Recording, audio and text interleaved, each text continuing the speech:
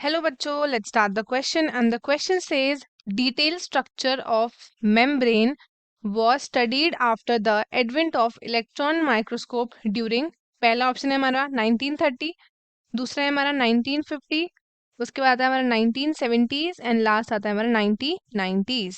So let us start with our key concept. The key concept of this question is electron microscope. Electron microscope. सबसे पहले हम बात करते हैं microscopy की. माइक्रोस्कोपी क्या होता है? ये आपका हेल्प करता है जो आप ऑर्गेनिजम्स या फिर कोई भी चीज आप नेकेड आई से नहीं देख पा रहे हो उसकी मदद से आप देख सकते हो. सो एक आता है हमारे पास इलेक्ट्रॉन माइक्रोस्कोप. तो इलेक्ट्रॉन माइक्रोस्कोप क्या होता है? तो इलेक्ट्रॉन माइक्रोस्कोप एक माइक्रोस्कोप है जो क्या करता है, ये यूज करता है एक बीम ऑफ एसिलेटेड इलेक्ट्रॉन्स.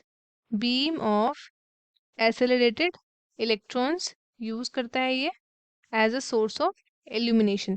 ये एक स्पेशल टाइप ऑफ माइक्रोस्कोप है जिसमें क्या है, हाई रेजोल्यूशन ऑफ इमेजेस आती है. क्या आती है इसमें? हाई रेजोल्यूशन ऑफ इमेज आती है.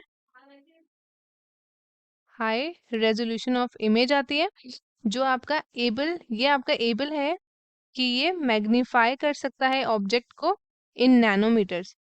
ये मैग्नीफाई कर सकता है ऑब्जेक्ट को इन दी नैनोमीटर्स.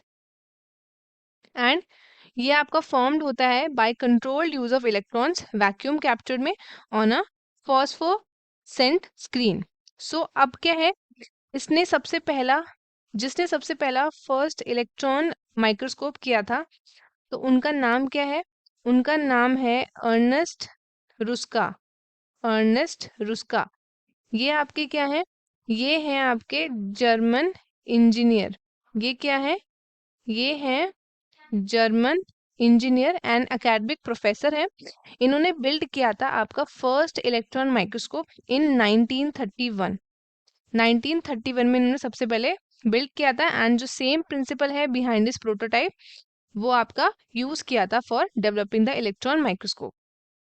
तो जब डिस्कवरी हो गई थी इलेक्ट्रॉन माइक्रोस्कोप की, इलेक्ट्रॉन माइक्रोस्कोप की जब क्या हुई थी, डिस्कवरी हुई थी, so we were able to see objects जो बहुत ही ज़्यादा छोटे हैं, जो हम अपनी आईज से नहीं देख सकते. हम वो ऑब्जेक्ट्स भी देख पा रहे थे. तो वो आपके सेल मेम्ब्रेन, सेल्स के अंदर के जो स्ट्रक्चर्स हैं, ये सब हम किसकी मदद से देख पा रहे थे? It was because of the electron microscope. So अब क्या हुआ उसके बाद, जब इसकी डिस्कवरी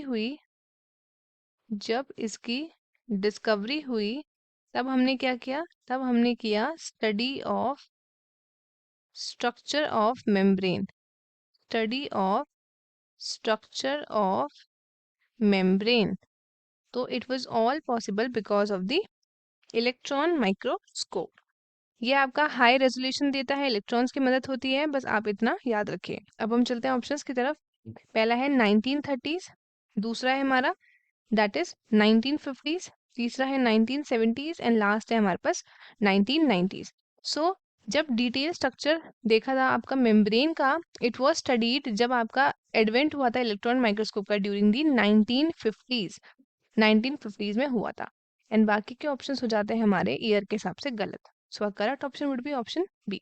तो स्टूडेंट्स, आई होप आपको क्वेश्चन अच्छे से समझ आया है. All the best and thank you.